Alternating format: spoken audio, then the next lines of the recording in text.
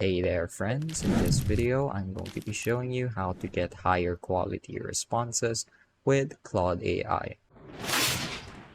So let's say you type a long prompt with specific and detailed instructions but aren't satisfied with the result and notice that it might be a little bit lacking.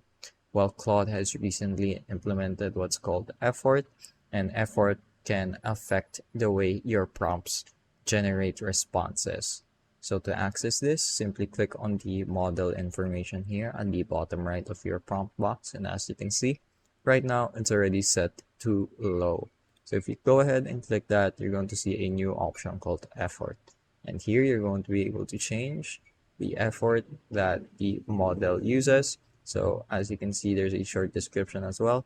Higher effort means more thorough responses, but takes longer and uses your limits faster.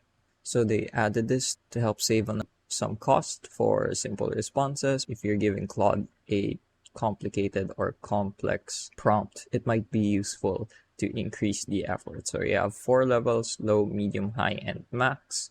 And if you can see, max may use excessive tokens, resulting in longer response times and may hit token limits. Use sparingly for the hardest tasks. And you can also enable thinking.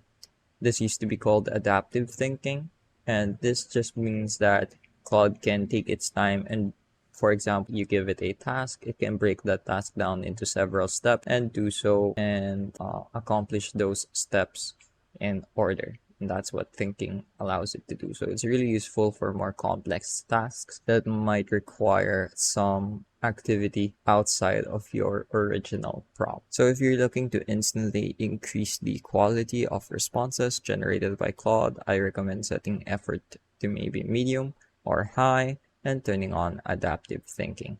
That way it takes its time when generating a response. So that's going to be it for this video. I hope I was able to teach you something new and something useful. And as always, thank you for watching.